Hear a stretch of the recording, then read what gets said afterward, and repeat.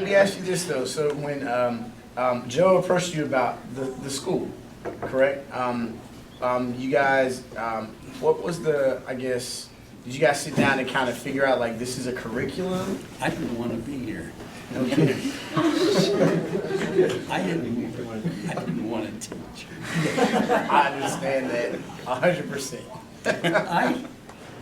I was working, I met Joe in 1974, 75. Right. I was a member of the National Cartoonist Society by then, and Joe just became a member, and we had a caricaturing gig at a bank in New York, Manhattan Savings Bank, where people sat in actually the bank had a little theater, Right.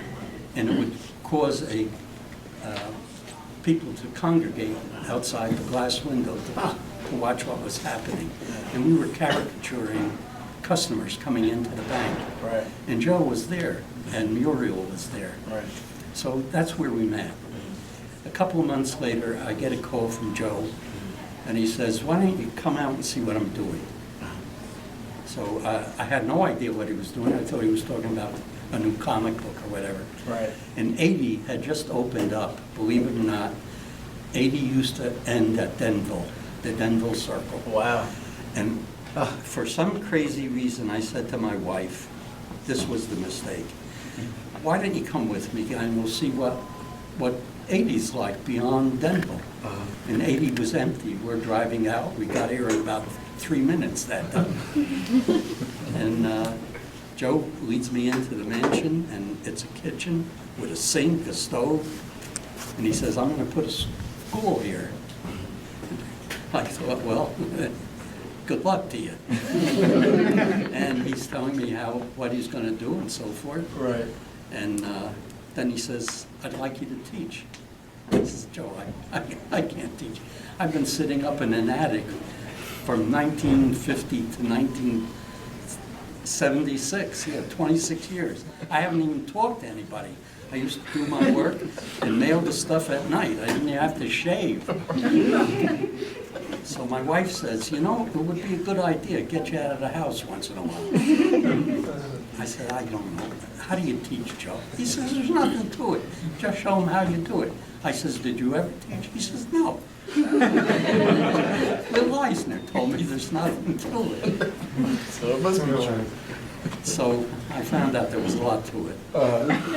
So I started doing it. I began with 2 days. It also speeded up my work.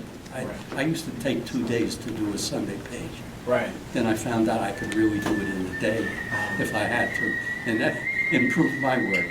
Nice. Because teaching actually was a big, that's why I'm still doing it. Right. I still learn.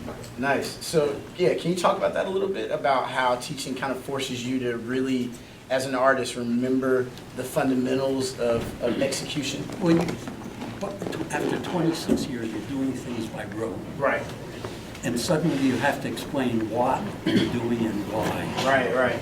And then you realize you've been doing something for a long time you don't have to do anymore.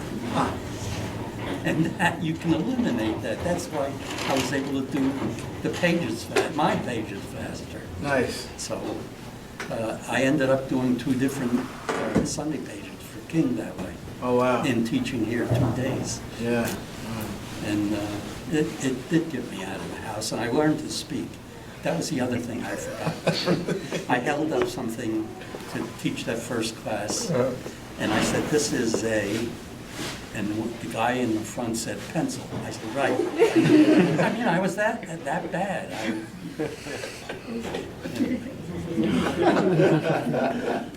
Thank you. Ask him questions. Fernando, Stuff, man. Fernando, can you just speak to that too? I know you actually have teachers, like you've studied how to teach, actually how to teach. No. Correct? No? No. It's from the hip? I was a substitute teacher. Oh, right. That's, Hell was hell. But what I said was very I was away from school for a year. Okay. It was a year after I graduated here, and I was just working because I went right to work for Archie right away. Right. And I was just home alone the whole week, just I saw that movie. you the neighbor.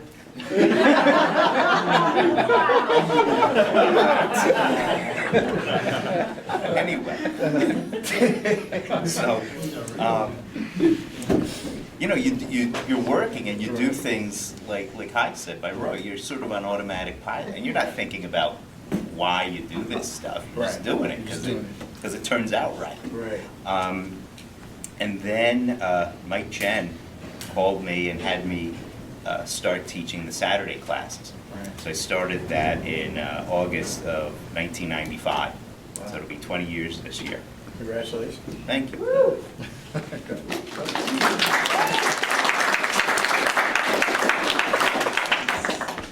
Maybe at 25 it'll be worth.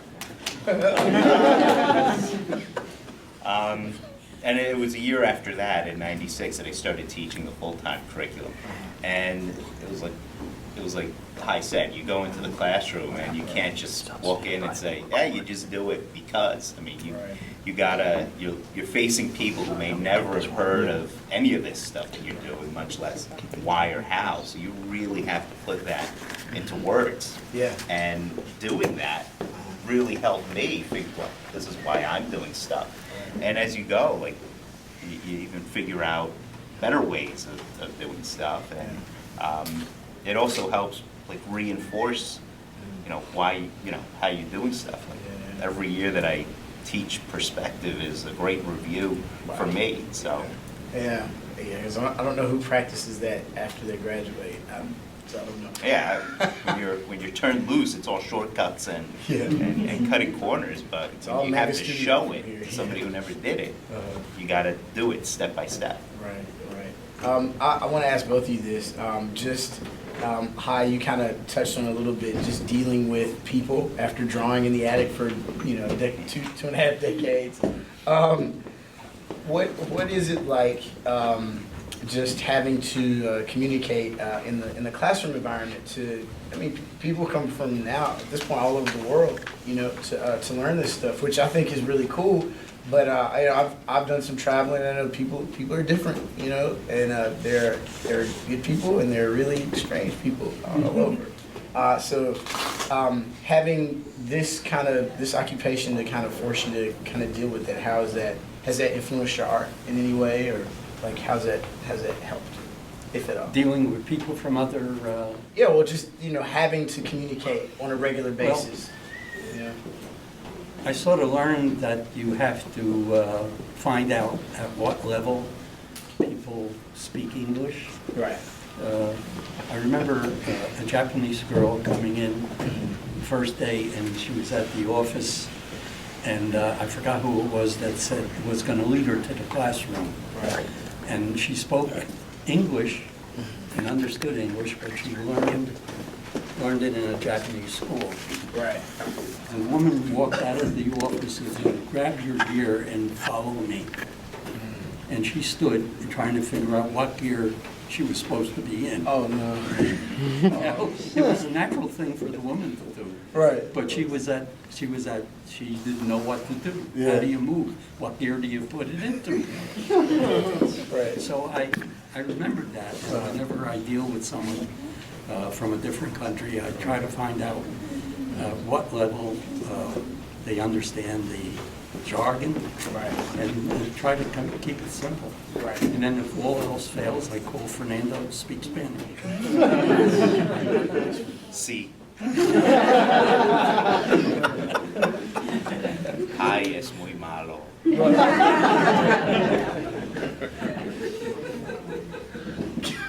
called me Manuel for the first 6 years that he knew me. He still asks me to come over and mow his lawn.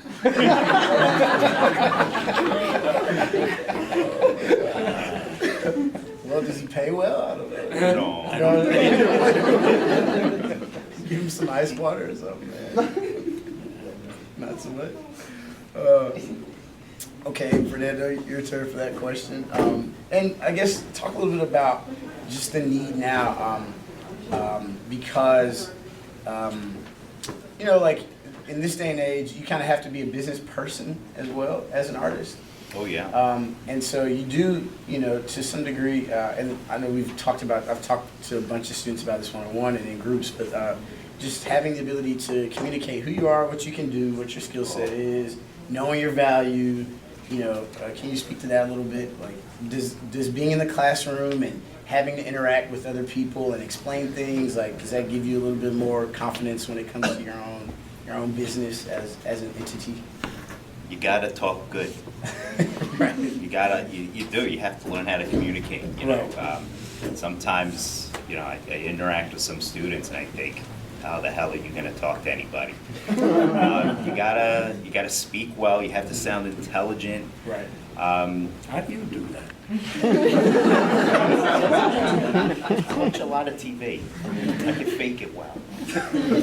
You know, it's like if you're going to hire a lawyer or a doctor, you know, Right. you don't want to pick the brain surgeon who's like stammering and looking at his shoes. You know, Right. you're gonna go with the guy who sounds like he knows what he's doing. So Yeah. it's important.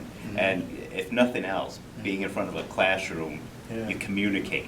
You know, Right. you have to speak. You have to, and it's not even just teaching in the classroom, but you do conventions and you meet people there and you interact with them, and when you hunt jobs and you know you gotta walk that fine line between being a pest Right. and a hopeful and a stalker, you know. Right. Yeah. You gotta show them you're persistent without being a jerk. Yeah, exactly. You gotta make yourself somebody they want to work with. Huh. Interesting. That's food for thought. QBs, young QBs. Hi. What was it like as far as your career? Can you talk a little bit about, you know, job to job? I know now, like as a freelancer, you know, it's like, yeah, cool, I got this project, it's great, but like this project is gonna end in a week, and my bills are not. So, what was that like? You know, going from job to job, maybe, you know, staying at one publishing house for a little while, and then, you know, moving on to the next thing. That's the freelance business. Whenever you feel you have a sinecure, there's either somebody leaves, that was your patron, Right. or a new thing comes in, we're getting rid of comics, which was what was happening. The big companies, the slick magazines, who took on comics because at 1940, somewhere around 1940, they were selling 40 million comic books a year. So every slick magazine company went into the comic book business. And as soon as the Kubert committee started investigating comics, they all closed up. I walked into Hillman Publishing, which is was a slick magazine, and he had a huge bullpen with a lot of drawing boards and everything. And the guy looked at my work and said, "I like your work. You come in next week, I got a script for you." I came running into New York. You had to come in you always had to travel. There was no teletype, there was no fax machines, there was no Skype. You had to be there. And I walked in, the place was empty. The drawing boards were gone, everything was on. I stopped the elevator operator and I said, "What happened to," he says, "Oh, that was the comic book division. They're not here anymore." That was a story all over New York. Wow. There were 40 publishers. Right. And overnight, they ended up the 6 that are still working. Archie, Dell isn't there. DC, Marvel. Yeah. That was the end of it. Wow. Wow. So from there, so what do you do now? You're a young artist, now what? Well, as I said, I was trained to do reproduction lettering. Right. So I went into corporate identity. Right. Letterheads, calling cards, all that stuff. Right. That paid well. Yeah. You pick up whatever you can and try to keep going doing that. Also, at the time, I was married to a woman that was a book jacket designer, which helped. Yeah. And eventually, we both started working on comic books. Oh, wow. I was able to turn a comic book around in a week. I never told him the secret. I was pencil, she was ink. It's the ultimate team sport. Nothing wrong with that at all. But I didn't hear you. Oh, I said, there's nothing wrong with that at all. Oh, no. You gotta get it done how it gets done. That's really cool.